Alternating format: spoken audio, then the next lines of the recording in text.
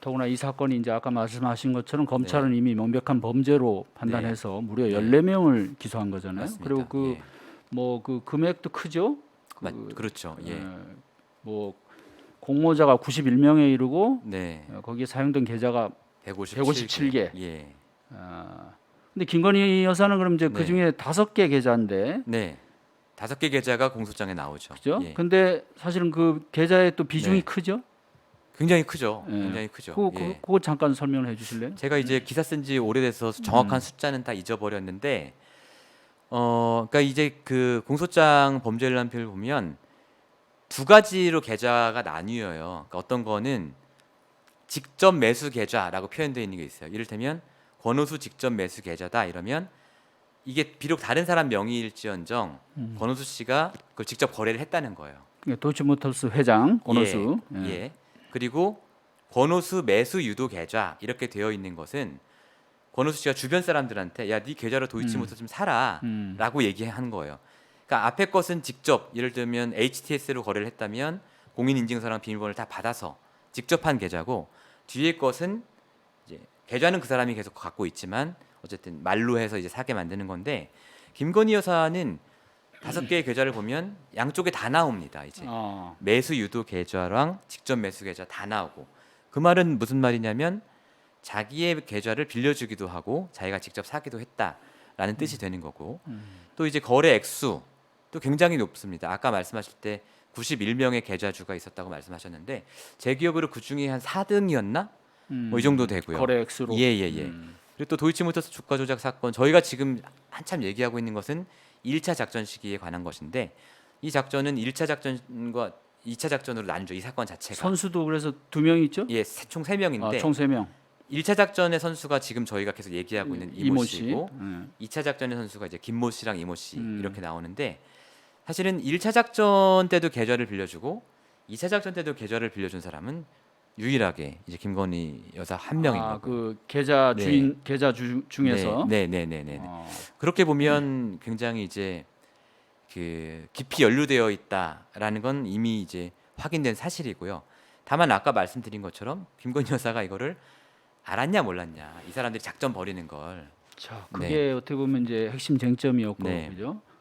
그걸 이제 이번에 뉴스타파가 보도한 내용을 네. 보면, 어쨌든 직원하고 저렇게까지 얘기를 한 거 보면, 네. 저걸 몰랐다고 하기에는 참 네. 힘든 거 아니냐. 그렇습니다. 그죠? 예. 이런 상황인 건데. 상식적으로 그렇죠. 예. 자, 이제 아마 이런 또 쟁점이 있을 것 같아요. 저쪽에서도 네. 반론도. 네. 설사 알았다고 해도 형식적이고, 그냥 계좌만 빌려준 거고. 네네네네. 흔히 말하는 그냥 네네네. 전주라고 뭐 속된 말로 네네네. 전주 네. 노릇만 한 거고. 네. 실제 뭐 그걸 가지고 어떻게 했고 아까 이제 말씀도 하셨지만 네. 그런 면에서는 김 여사는 전혀 관계가 없다. 심지어 손해까지 봤다. 뭐 네, 손해 네, 본 건 네. 사실 네. 본질이 아니죠. 손해를 봤든 이익을 봤든 뭐 주가 조작 범죄가 있어 가지고 네. 거기에 연루가 됐다면 물론 그렇기도 예. 하고요. 손해 보지 않았습니다. 예. 그러니까요. 그것도 네. 좀 뭐 한번 얘기를 해주시고요. 그러니까 이제 먼저 손해 부분을 얘기하면 대통령실에서 그러니까 윤석열 대통령이 후보 시절에 손해 봤다고 주장한 것은 1월부터 일정 시기만 네, 5월까지예요. 그러면 그게 손실이 확정되려면 그것을 팔았어야죠. 자, 지금 말씀하시는 건 네. 2010년 1월부터 5월까지. 2010년 5월까지. 자, 네. 주가 조작은 2009년 12월부터 시작된 거죠. 12월부터 시작돼서 네. 거의 2012년까지 이어졌거든요. 네. 그러니까 이제 윤석열 대통령이 말한 손해를 봤다라고 얘기하는 것은 1차 작전 시기에 일부 기간 동안 손해를 봤다는 겁니다. 그럼 제가 이를테면 10,000원짜리 주식을 사서 5개월이 됐는데 이게 7,000원이 떨어졌습니다. 손해를 봤죠. 이 시점까지는. 그런데 그게 나중에 2만 원을 올랐습니다. 그럼 제가 손해를 본 건 아니잖아요. 아니죠. 예. 한때 손실을 볼 위험에 처했으나 결국 이익을 본 건데 그러니까 그렇게 딱 끊어서 이제 손해를 봤다라고 주장한 거였고요. 예. 그거는 사실 주식 거래 상식하고는 진짜 안 맞는 안 말인데 맞는 가장 해명이죠. 기본적인 예. 얘기 아닙니까? 지금 주식 인구가 1,000만인데 누가 그런 해명을 받아들이겠어요? 아니 왜냐하면 뭐 다들 아시다시피 일단 현금화를 해야지 그렇죠. 매수 매도를 통해서 네. 뭐 손실을 봤다 이익을 봤다가 네. 나오는 거지. 네. 여기 뭐 온라인상에서는 네. 계속 네. 장부상에서는 그게 뭐 예. 실제적인 아직 그게 아니잖아요. 예. 그죠? 뭐 이득이든 예, 손해든. 그렇습니다. 그리고 또 아까 질문이 뭐였죠? 그 손해 봤다 말고 맨 예. 그거죠. 그러니까 저 이제 전주 노름만. 네네네. 이제 저희가 그렇게 주장을 할까봐 기사에서 그 앞뒤 정황을 자세히 써놨습니다. 그러니까 단순히 저희가 녹취록만 나왔다고 보도를 한 게 아니고요. 네. 이 선수 이 씨가 계속 법정에 나오잖아요. 법정에 나와서 자기 증언을 한단 말이에요. 저희가 그걸 다 들었는데 그 이 씨의 증언은 이런 겁니다. 버누스 회장이랑 자기랑 만나서 이제 도이치모터스 주가를 한번 올려보기로 하고 자기가 2009년 12월에 한번 해봤다는 거예요. 해봤는데 어떤 날은 이제 거래량이 워낙 작은 주식이니까 조금만 사도 막 올라가죠.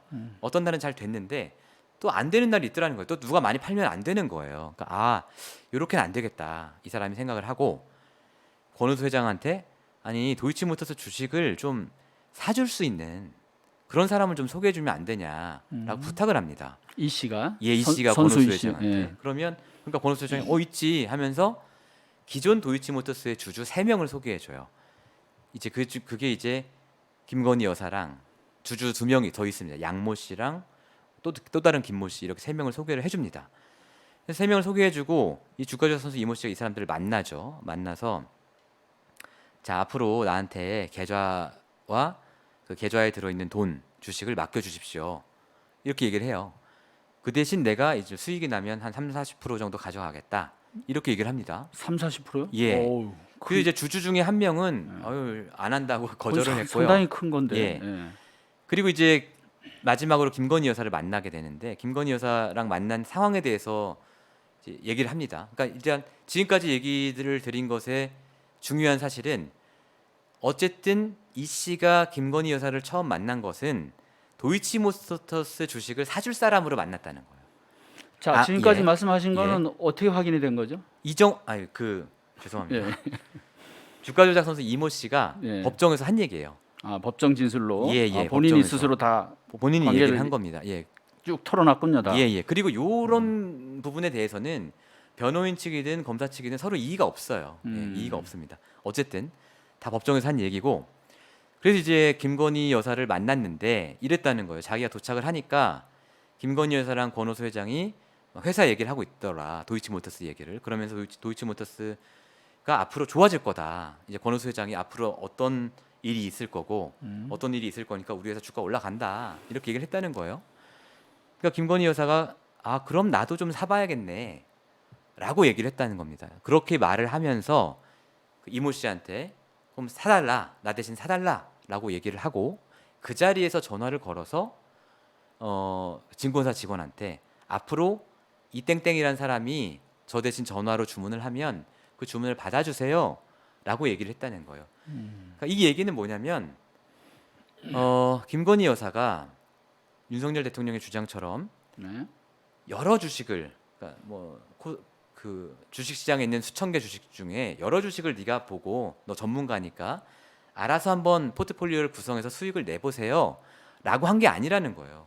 오로지 도이치모터스 주식을 사라고 이 사람한테 시킨 거죠. 예.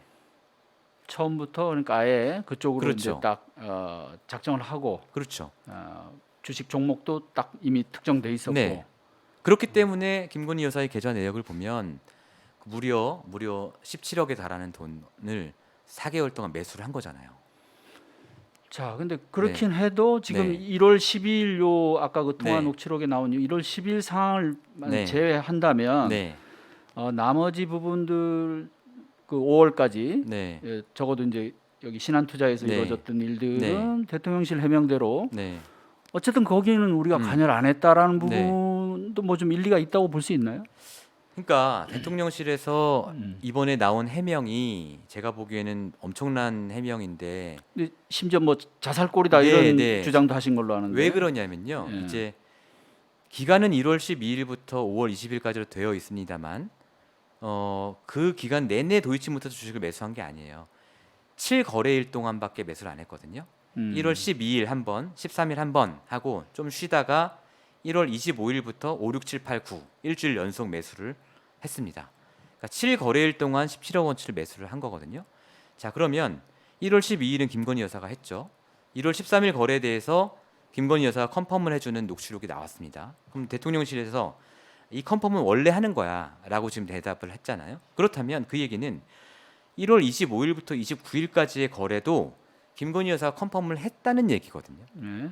그런데 1월 25일부터 29일까지의 거래는 전부 다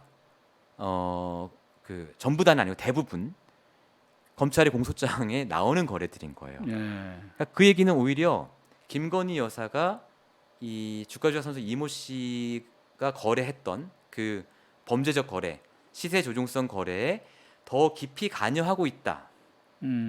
깊이 관여했고 그것을 다 알고 있었다라는 얘기에 이르게 되거든요. 자, 그럼 대통령실 해명을 네. 좀 더 저희가 받아들인다면, 네. 자, 그래 좋다. 음. 어쨌든 이게 형식적으로 확인하는 절차가 있어서 네. 한 거고, 네.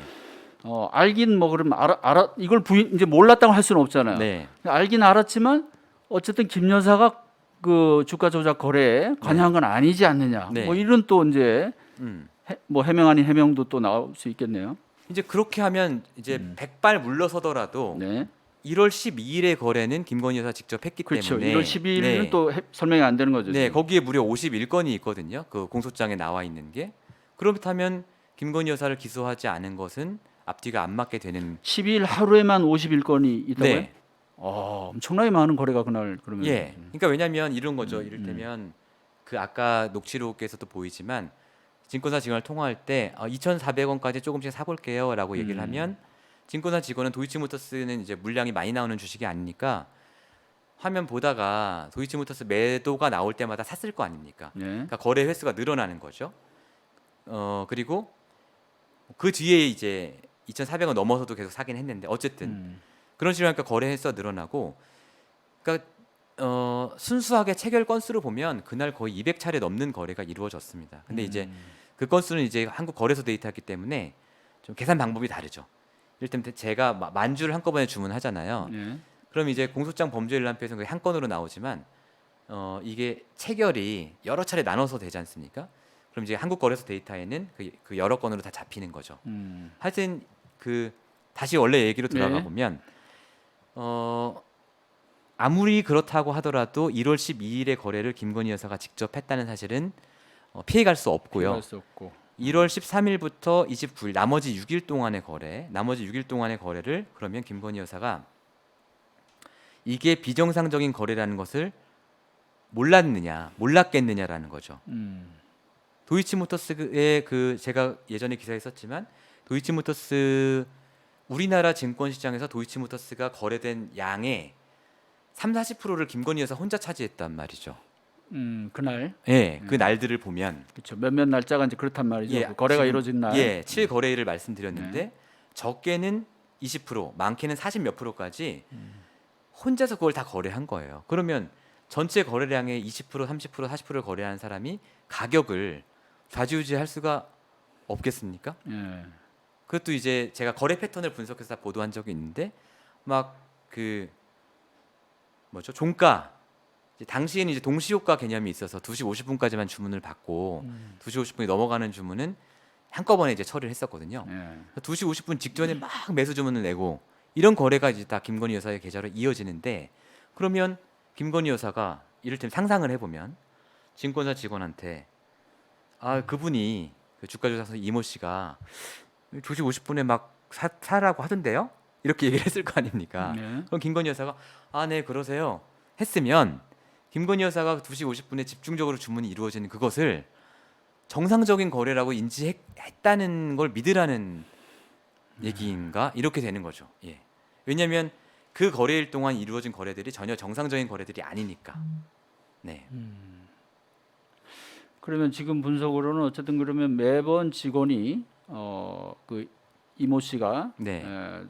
이제 일종의 주가 조작 행위를 할 때마다 네. 거래를 할 때마다 일일이 지금 계속 확인을 했다는 그런 얘기가 되나요 지금? 그러곤 김 여사한테? 알 수가 없는데 그건 알 수는 없죠. 대통령실의 해명에 따르면 그렇다는 그러면 그 막 수십 차례 할 때도 일일이 다 전화를 해서 그 좀 있을 법하지 않은 일이기도 하죠. 근데 아까 보면 뭐 문자로 보고를 하겠다 네. 뭐라는 얘기도 있었고 하니까 알 수가 없습니다. 근데 한 가지 확실한 건 전화 주문을 했기 때문에 그 기록은 다 남아 있을 거라는 거죠. 이모 씨가 증권사에 전화를 건 것과 증권사 직원이 김건희 여사한테 전화를 건 것들이 지금 공개된 건 이제 3개뿐이지만 그 기록이 다 남아 있을 거고 검찰은 그걸 다 갖고 있을 거라는 거죠. 예. 그러면 그걸 들여다 보면 김건희 여사의 구체적인 관여 정도를 더 알 수 있겠죠. 예. 근데 그 실제로 네. 증권사에서 이런 거래가 이루어질 때, 네. 자 누군가 자 전주는 따로 있고 그 계좌 네. 주인이, 그 다음에 실제로 그런데 이제 나서 가지고 막 거래를 하는 사람. 네. 근데 이제 대통령실 해명대로라면 이제 그 정상적으로 그게 절차라는 건데. 그것도 정상적인 절차는 아닙니다. 근데 글쎄 그런가요? 어떻습니까 현실은? 그러니까 이제 이런 거죠. 대통령실에서는 1인 매매라고 표현을 했지 않습니까? 근데 자본시장법을 보면 1인 매매는 이런 김건희 여사와 이 씨 같은 어떤 사인 간에 이루어질 수 없어요. 1인 매매 계약은. 그러니까 증권사의 고객이 증권사 직원한테 하는 게 1인 매매입니다. 아 고객이 증권사 직원한테. 네. 이제 1인 매매를 위탁받는 사람의 자격 조건이 굉장히 세세하게 규정이 돼 있어요. 근데 그 자격 조건을 보면 이건 개인일 수가 없고 증권사 직원이어야만 되는 거거든요. 그러니까 대통령실에서 사용하는 용어도 사실은 틀린 건데 어쨌든 이제 그거는 이제 저희가 설명하기 너무 복잡하니까 받아들여 놓고 이제 얘기를 하는 건데요. 그러니까 정확히 말하면 김건희 여사와 이모 씨 간에 이루어진 계약은 투자 자문 계약이라고 봐야죠. 투자 자문 계약이고 증권사 입장에서 생각을 해보면요. 김건희 여사가 우리의 고객이죠. 근데 김건희 여사가 야 오늘부터 이땡땡이라는 사람이 전화하면 내가 한 거라고 생각하고 주문 받아줘. 이렇게 증권사 직원한테 요구를 했단 말이에요. 그럼 증권사 직원 입장에서는 이땡땡이 전화해서 주문을 하잖아요. 그러면 바로 살 수 있을까요? 없어요. 왜냐하면 김건희 여사와 이땡땡 사이의 거래는 임의의 계약이니까요. 나중에 여기에 대해서 책임을 물으면 증권사 직원이 다 뒤집어 쓰게 되거든요. 그러면 당연히 김건희 여사한테 전화를 했을 거예요. 그러니까 말은 1인 매매지만 법적으로 보면 형식상으로 보면 이건 다 그냥 김건희 여사가 주문을 한 것으로 되어 있을 겁니다. 예. 자 결국 이제 뭐 그 해석의 문제도 있는 네. 것 같은데. 그리고 또 한 가지 덧붙이면 네. 1인 매매를 할 때 네. 이런 형태의 1인 매매, 그러니까 공인되지 않은 사인 간의 1인 매매니까 계좌주한테 일일이 확인을 하는 것이죠. 네. 이를테면 증권사 직원과 고객이 1인 매매 계약을 맺었다면 증권사 직원이 매번 전화하지 않겠죠. 고객한테. 왜냐하면 처음에 네가 알아서 매매를 하고 수익을 내달라는 계약서를 썼을 거 아닙니까? 두 사람 간에. 그러면 적당히 하다가 결과를 보고를 하는 식으로 혹은 뭐 종목만 보고하는 식으로 이런 식으로 띄엄띄엄 보고를 하겠죠. 이 경우에는 그런 법적인 외관을 제대로 된 외관을 갖추지 못했기 때문에 아마도 증권사 직원이 계속 김건희 여사한테 컨펌을 받았을 겁니다. 네. 자 그러면 이게 지금 쟁점이 네. 1인 매매냐 아니냐, 뭐 네. 위탁 관리냐 뭐 이걸 네. 떠나서 실제로 지금 이런 절차상으로도 봤을 때 네. 김 여사가 이것을 정상적인 거래가 아니라는 걸 인지했느냐 아니냐가 맞습니다. 네. 결국 대단히 그것이 중요한 쟁점이죠. 쟁점이죠. 그래서 저희가 네. 저희 기사가 너무 복잡하고 어려워서 이제 독자분들이나 시청자분들이 잘 안 읽으실 때가 많은데 저희가 이미 그런 점도 다 취재를 해서 써놨습니다. 증권사에서 이상거래 징후를 포착하고 그 이상거래 징후를 포착하고 고객에게 그 사실을 워닝을 주는 시스템이 있습니다. 그런데 어떤 식이냐면 이를테면 이런 거예요. 한 고객이 특정 종목의 주식을 지나치게 많이 샀다. 예. 지나치게 많이 샀는데 몇 거래일 연속으로 샀다. 이런 식이 돼버리면 그거는 증권사 직원이 고객한테 전화를 해서 아 이거는 좀 그 곤란하다. 이런 식으로 거래하시면 곤란하다라고 워닝을 주게 돼 있거든요. 예. 근데 김건희 여사가 1월 12일부터 29일까지 한 거래는 거기 해당이 돼요. 그렇기 때문에 저희는 김건희 여사가 워닝을 받았을 가능성이 매우 높다고 기사를 썼습니다만 다만 이제 그건 확인된 사실이 아니고 그것도 그런데 예. 이제 만약에 네. 자동으로 녹음이 다 돼 있겠네요. 그럼요. 그 증권사에 예, 남아 돼 있을 있겠네요. 겁니다. 예. 검찰이 의지가 있었으면 아마 그런 부분도 네. 수사 의지가 있었다면 확보를 했을 네. 수도 있고. 아마 다 갖고 있을 겁니다. 예. 자 그러면은 대통령실에서는 자 이번 그 뉴스타파 보도대에서 네. 아까도 얘기했지만 이제 그 뭔가 좀 제대로 모르고 네.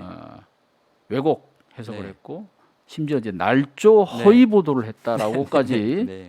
반박을 했습니다. 아주 네. 강한 표현인데 네. 어떤 부분을 왜곡하고 어떤 부분을 날조하셨습니까? 아니 그거를 예. 좀 알려주셨으면 좋겠는데요. 그러니까 제가 아무리 그 기사를 읽어봐도 다시 읽어봐도 뭐 사실이 아닌 문장은 없거든요.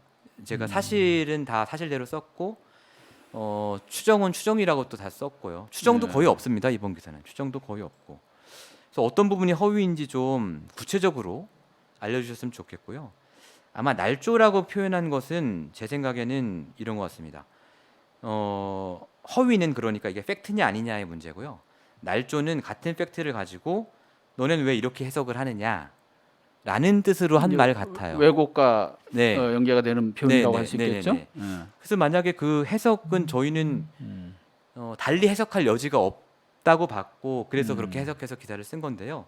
다른 해석이 만약에 가능하다면 좀 이를테면 이 오마이 TV에 한번 나오셔서 예. 저랑 한번 얘기를 해보셔도 그거 좋겠습니다. 네, 좋지 않을까. 왜냐하면 뭐 제가 뭐 잘못 알고 있는 부분도 있을 수 있으니까 그건 제가 겸허히 인정을 하고 사과를 할 용의가 있고요. 근데 지금까지 나온 반박 내용만으로 봐서는 네, 도저히 뭐가 허위 날조인지 네, 왜곡인지 잘 도저히 알 모르겠다. 수가 그죠? 없고요. 예. 아무리 해석의 문제라고 해도 네, 그러니까 이제 아까 말씀하신 대로 대통령실 그 관계자도 네. 뭔가 정확히 아직 사실 파악이 안 됐을 수도 있고 그럴 가능성이 좀 높다고 봅니다. 아니면 왜냐하면 뭐 좀 알더라도 예. 아니면 뭐 어떻게든지 방어를 해야 되는 입장이고 또 지금 말씀하신 대로 네. 지금 정말 심 기자가 모르는 네. 제3의 또 뭔가 사각지대가 있나? 그럴 수도 있지만 예.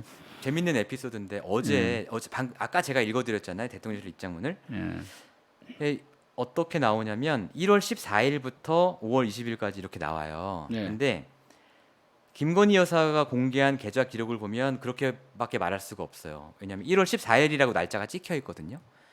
근데 저희가 이제 과거 기사에서도 여러 차례 밝혀드렸는데 이 1월 14일이 아니에요. 그러니까 원래 날짜는 1월 12일이에요. 근데 다만 1월 14일은 이제 체결일, 거래 체결일이고 1월 14일은 자금 결제일인 거예요. 예. 그래서 신한금융투자에서 거래 내역을 발급해 줄 때는 자금 결제일 기준으로 그게 발급이 되거든요. 그래서 요거를 실제 거래 체결을 맞춰 보려면 이틀씩을 앞당기는 보정을 해야 돼요. 이제 그렇게 해서 지금까지 계속 그 재판에서도 그렇고 저희 언론에서도 그렇고 계속 그 작업을 한 날짜를 가지고 얘기를 해왔거든요. 그런데 이번 대통령실 해명에서 1월 14일이라고 나오는 거예요. 아하. 1월 14일부터의 거래를 보면 뭐 이런 식으로 나온 거예요. 그러니까 그쪽 그걸 잘 모르는 분이 그 기본적인 어떤 팩트조차도 모르고 있는 것으로 강하게 의심이 되는 정황이죠. 네. 그럼 이렇게 왜곡 뭐 날조 허위 이런 네. 표현을 함부로 쓰면 안 될 것 같습니다. 그죠? 네. 뭐 허위 왜곡 날조를 하실